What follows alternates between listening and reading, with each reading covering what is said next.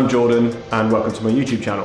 I've been meaning to get one of these off the ground for a few years now. I've been building cars for about 15 or 16 years, pretty much ever since I could drive. I decided to start a YouTube channel to basically document what it is that I'm doing from project to project. I have a fairly well-known RX-7, I guess. It's a Rocket Bunny kitted one, and I never really got to document much of the build of that, which is a shame. It's something I've never really thought of doing before. I enjoy building. I never really thought about recording stuff, filming stuff. So this channel is going to be focusing primarily, and certainly to begin with, on my latest project, which is a Delorean DMC-12, which is probably see behind me. I've had this car for a few weeks now. I've not really had time to do anything with it, and I thought now's as good a time as any to document the build. Most of you will know it from the Back to the Future movies. I grew up with those, like a bunch of you I'm sure have, and it's really just a car that stayed with me for, you know, forever really, since I was a kid, and it's a car I've always wanted and never had the chance to own. So the previous owner had actually already LS swapped this car. That may be a controversial decision for some of you. Some purists out there like to see these things with the original engine.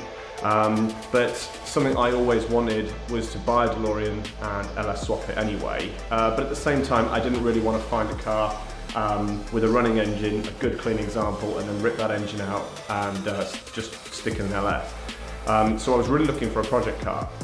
So I managed to find this car that had already been LS swapped, which is great. So there's no engine for me to take out and throw in the bin. But unfortunately the previous owner had some gearbox issues, and it was kind of an expensive box that he was using, and so the car ended up just sitting in his garage not being used. I ended up buying it, and my plan really is to get the thing running again. I'm going to go down the LS route again. I've got all the wiring in there, I've got the ECU in there already, so all I've really got to do is source an engine and a box, and then we can get this car back up and running. Right, okay, let's have a quick look around the car. So it's a 1981 DeLorean, and I wanted a car that was in, you know, pretty good condition. Just do a quick walk around. Should be able to see that there's not really any substantial marks. So the car, all the stainless steel panels are in really good condition. I think some of them have had a few dings and dents taken out, but you need to go to a stainless steel specialist for that. So I think the previous owner had done a pretty good job of that, getting that done. And I wanted a car that was really in good condition overall, because then, you know, there's just less work for me to do, and it's not something that's in my skill set to work on stainless steel panels. Doors can be really problematic. These open pretty well. The gas struts are a little bit tired on these, so sometimes you need to just give this a little bit of a hand up, but that's pretty common for these things. They do sag eventually, but these have you know, been looked after pretty well, so doesn't seem to be any problems there. Interior, there is a fair bit to do, and that's something that's obviously a bit easier to easier job to undertake. You can see that the carpet is pretty disgusting. I would assume that this has probably had a water leak in it at some point, and that's why the carpet's gone gross. You can actually see here the level differences between what the carpet used to look like, the sun damage, and then obviously what looks like a bit of water damage, or it's just dirt over years. I mean, it's a 40-year-old car, so I wasn't expecting it to be mint.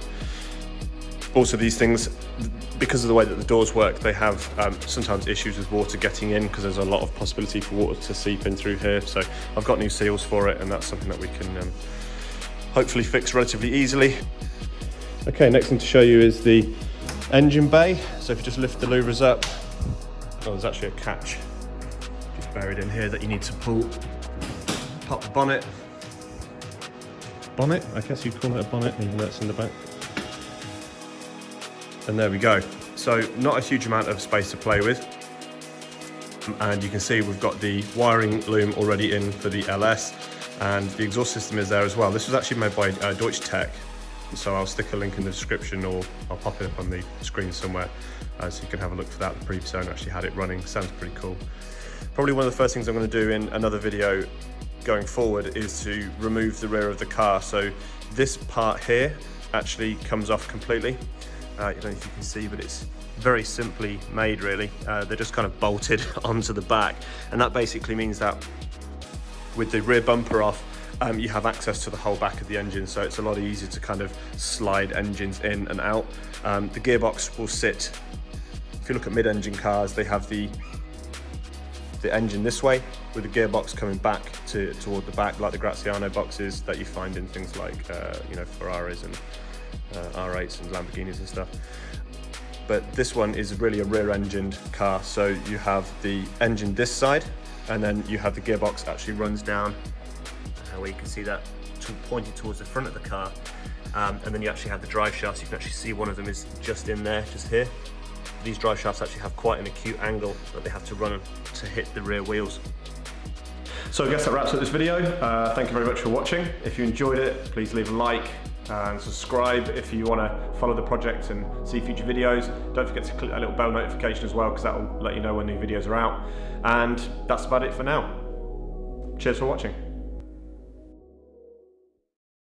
Thanks for watching. Subscribe if you want to watch more of these types of videos. Follow this channel for, you know, future projects. What the f are you talking about, man? Just when I thought I was out, they pull me back in.